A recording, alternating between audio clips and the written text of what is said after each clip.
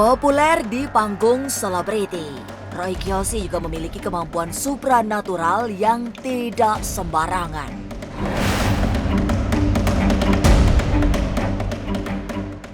Selama ini, publik pun mengenalnya sebagai anak indigo. Banyak ramalan gaib serta prediksi masa depan yang menjadi kenyataan. Tapi, yang tidak banyak diketahui, Roy juga sering membantu orang-orang yang membutuhkan motivasi spiritual. Termasuk mereka yang ingin mengembalikan cinta pasangan yang direbut orang. Tapi benarkah di rumah Roy Kiyoshi ada ruangan khusus Kanjeng Ratu Kidul? Seberat apa energi mistik di rumahnya yang penuh ornamen metafisika? Jangan dulu berlalu, masih akan banyak keganjilan terjadi di sini. Dan jangan lupa subscribe, like, share, dan komen agar tak ada yang terasa ganjil di sekitar Anda.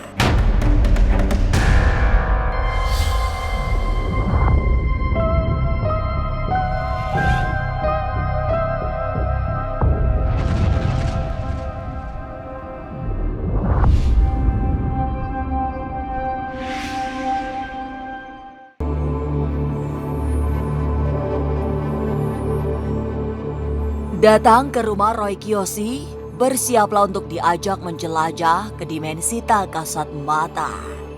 Jangan lupa membawa hati yang bersih, jauhkan dari tendensi agar tidak diganggu makhluk-makhluk gaib yang menjadi penjaga rumah.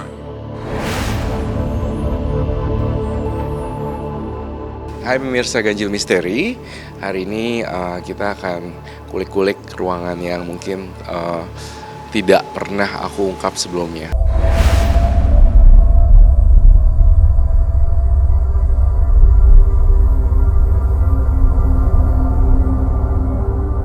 Dari pintu utama kemudian memasuki ruang lapang tempat tetamu diterima, yang bisa dilihat adalah suasana yang hangat. Di tempat ini juga ada ornamen Bali yang khas. Roy sengaja meletakkan patung Ganesha yang sangat kuat filosofinya. Patung ini mampu mendeteksi orang-orang yang datang dengan niat tidak baik, sehingga energi negatif yang dibawa bisa langsung terfilter.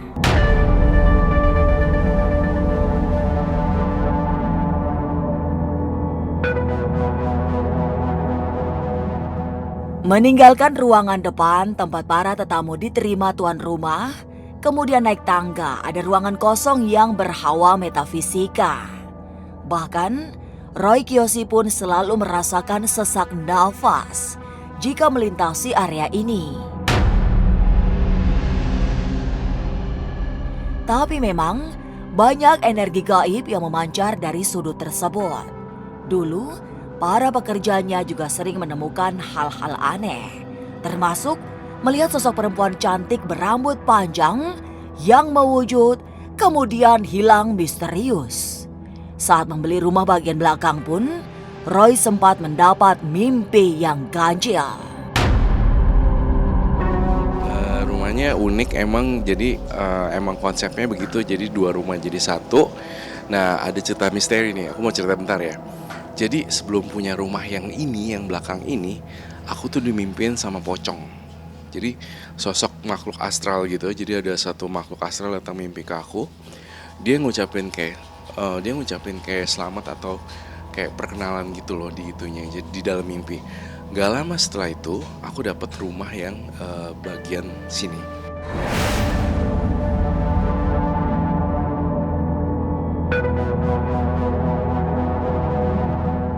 Jadi konon kabarnya ada beberapa cerita mistis juga di sebelum pembangunan rumah ini yang sini dibangun. Jadi tukang-tukangnya itu pada kayak sakit, sawan dan segala macem. Aku tanya mereka kenapa. Oh, mereka awalnya nggak mau ngomong gitu, tapi akhirnya mereka ngomong. Saya ngeliat ini, saya ngeliat itu, dan saya ngeliat ini gitu. Kayak penampakan cewek, rambutnya panjang. terus terurai gitu dan keriting-keriting matanya sampai belok gitu kelihatan.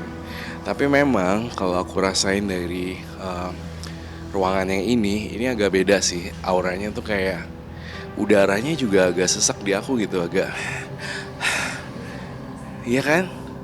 Kayak agak sempit udara di sini yuk. Lalu mengapa Roy Kiyoshi membuat kamar yang khusus untuk Kanjeng Ratu Kidul? Benarkah ia mendapatkan wangsit langsung dari sang ratu untuk membuat replika Mawar 308 SBH?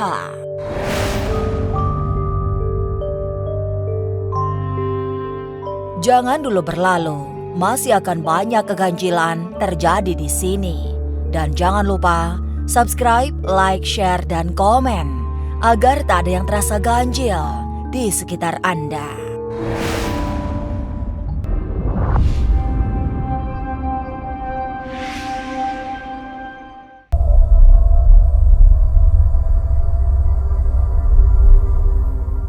Naik ke lantai 2, suasana sudah sama sekali berbeda. Diantar oleh tangga yang berhawa metafisika sampai ruangan khusus, ada yang tidak biasa di sana. Roy memang secara khusus membuat ruangan itu sebagai tempat paling sakral. Ruangan ini dirancang sebagai replika peraduan Kanjeng Ratu Kidul di kamar 308 Hotel SBH Pelabuhan Ratu, Sukabumi. Bukan sembarangan. Roy membuat replika ini karena ia mendapatkan wangsit langsung dari penguasa pantai selatan.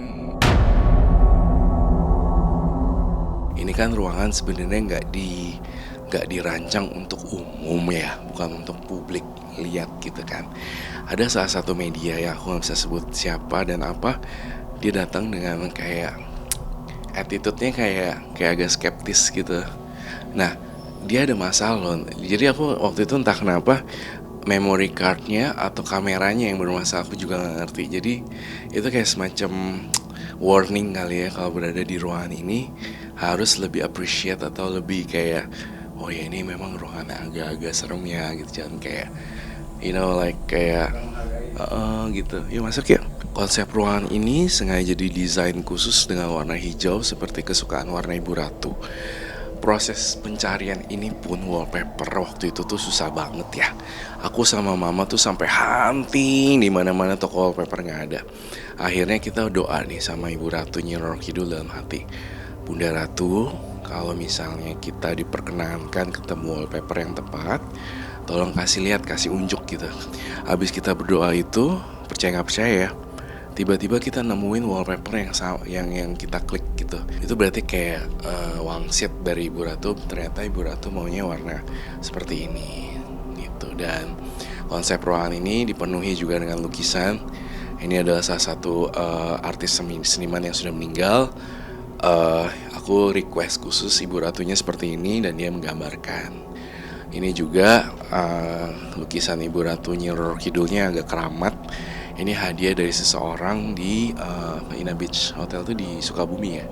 Ya ada orang Sukabumi kasih aku lukisan ini, katanya dia gak cocok sama lukisan tersebut dan akhirnya dihibahin ke aku. Lukisannya bagus, tapi ada yang lebih bagus lagi nih, yang ini. Nah yang lebih ini lagi nih yang paling bagus dan aura mistisnya tuh sangat-sangat kental ya ini sebenarnya. Karena aku suruh gambar sketsanya aja gitu. Aku gambarin ini yang gue mau, iya kayak gini gitu kan. Nah dia gambarin, tapi dia itu sang seniman itu melakukan puasa untuk demi menggambar ini aja gitu loh.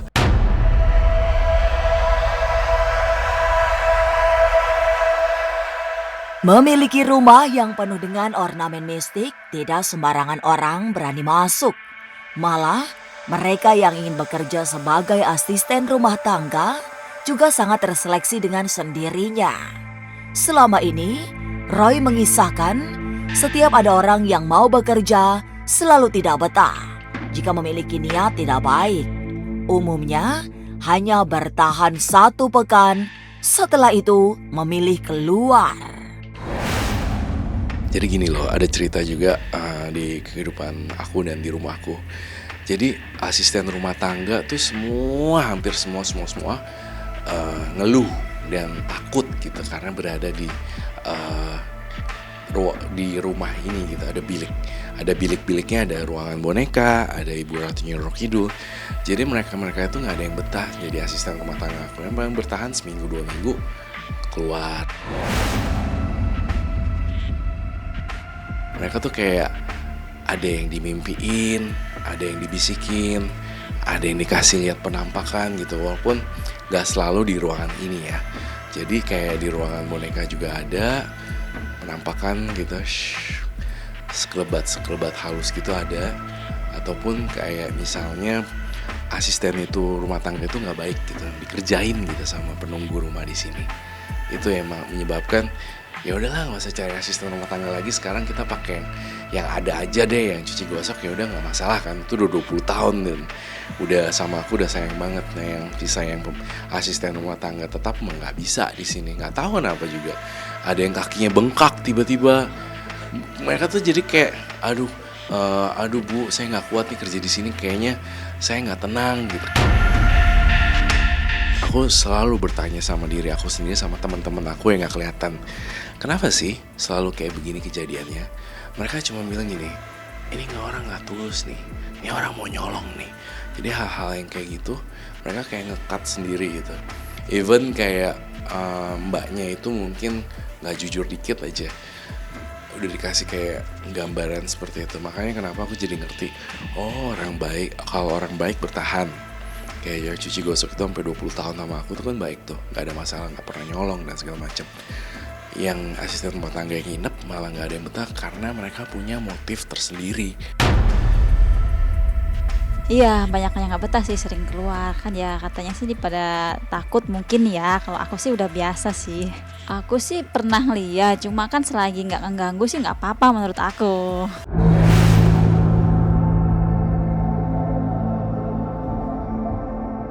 Selain ada 4 foto Kanjeng Ratu Kidul yang sangat identik, di kamar khusus milik Roy Kiyoshi juga dijaga ular kobra. Bukan sembarangan ular, karena merupakan ular sungguhan yang sudah diawetkan. Ular-ular ini bukan hanya pajangan, melainkan penjaga gaib seperti kodam yang dimiliki Roy. Jadi kalau kalian lihat di ruangan Ibu Ratu ini juga dijaga oleh ular offset, maksudnya ular awetan. Kenapa? Karena aku punya kodam gitu ya. Aku juga punya guardian angel itu sejenis ular gitu. Jadi kalau ngomong gampangnya gini, aku punya semacam makhluk pelindung itu bentuknya ular. Kenapa? Makanya jadi di tato aku tuh ada ular, ya kan, ada ular. Ini ular offset karena yang jaga badan aku juga ada ular.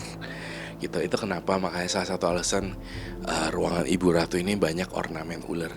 Tadinya ada ular sanca di sini, ular boa piton yang udah diawetin. Cuma karena satu dan lain hal, akhirnya saya harus melarung itu ke sungai. Jadinya dilarung. Ada 2 boa piton di sini, satu sama di sini satu. Ada desas-desus yang gak enak gitu, maksudnya yang menerpa aku gitu ya. Jadi Roy Kiyoshi ini penyembah ular dan segala macam lah ya.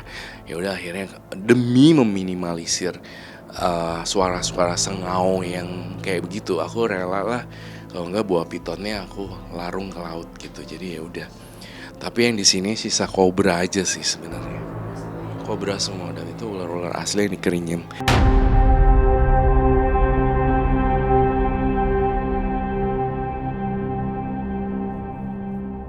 Tapi benarkah Roy Kiyoshi memang memiliki darah paranormal, sehingga banyak dimintai tolong orang untuk urusan supranatural? Jangan dulu berlalu, masih akan banyak keganjilan terjadi di sini. Dan jangan lupa subscribe, like, share, dan komen agar tak ada yang terasa ganjil di sekitar Anda.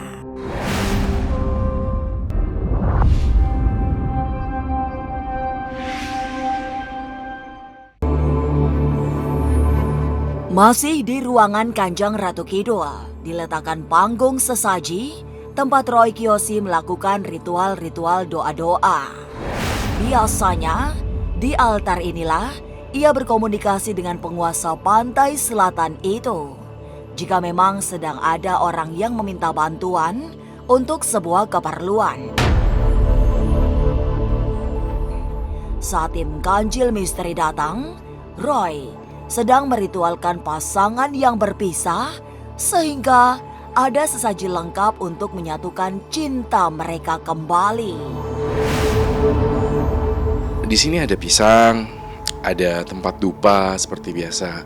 Ada kaca juga. Ini fungsinya kaca adalah untuk bercermin. Sang ibu ratu kan sukanya yang wanita banget ya. Ada bedak juga di situ, ada minyak juga, ada minyak duyung dan segala macem. Dan ada uang-uangan juga. Uang-uang itu artinya gini loh. Ketika kita naruh uang tersebut, kita berharap ada aroma uang gitu di sekitar sini semua. Jadi ya itu aja sih kenapa ada bunga juga. Setiap malam Jumat saya harus sediakan bunga-bunga yang lengkap untuk ritual Ibu Ratu. Pisang ini supaya namanya apa ya? Ini namanya sajen sih. Seperti biasa kalau sajen tuh ada pisang juga. Seperti biasa kalau mau ritual harus nyalain dupa atau menyan. Hari ini saya mau pilih dupa karena mungkin saya akan menyatukan orang nih ceritanya. Jadi klien saya ini terpisah dengan seseorang dan mungkin saya akan bantu untuk mengembalikan kisah cinta itu supaya kembali bahagia seperti itu.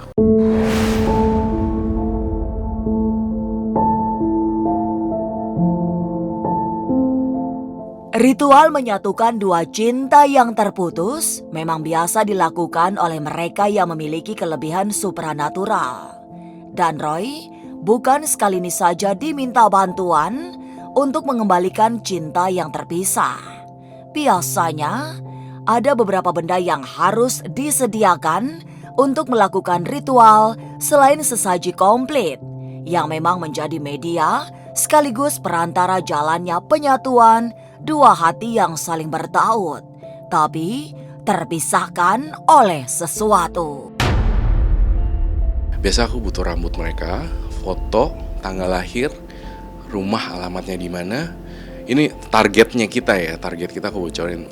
Mereka tuh butuh rambut, foto, alamat, kemudian juga kayak barang-barang pribadi dia seperti mungkin underwear gitu ya, ataupun sepatu atau sendal dia yang mengisyaratkan bahwa ini adalah milik sang target. Dari saya di dalam kandungan, saya yang bisa. Setelah melahirkan, nih anak bisa sendiri gitu. Aku punya darah kan memang darahnya itu memang aslinya memang udah turunan indigo dan paranormal dari mama. Nenekku tuh dulu paranormal juga. Jadi tapi dia ngeramalin orang-orang Belanda gitu. Pakai kartu ceki.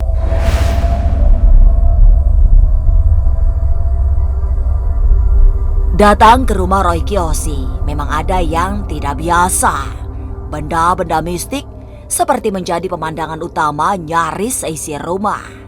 Di setiap sudut bisa dijumpai ornamen mistis yang bagi orang yang tidak biasa sangat menakutkan.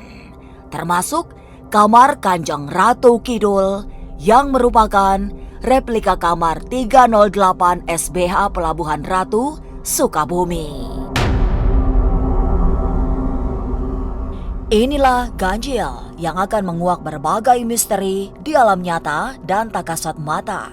Sampai jumpa pada episode selanjutnya dengan kisah-kisah ganjil setiap hari Senin, Kamis, dan Jumat pukul 5 sore. Tapi sebelumnya, jangan lupa subscribe, like, share, dan komen agar tak ada yang terasa ganjil di sekitar Anda.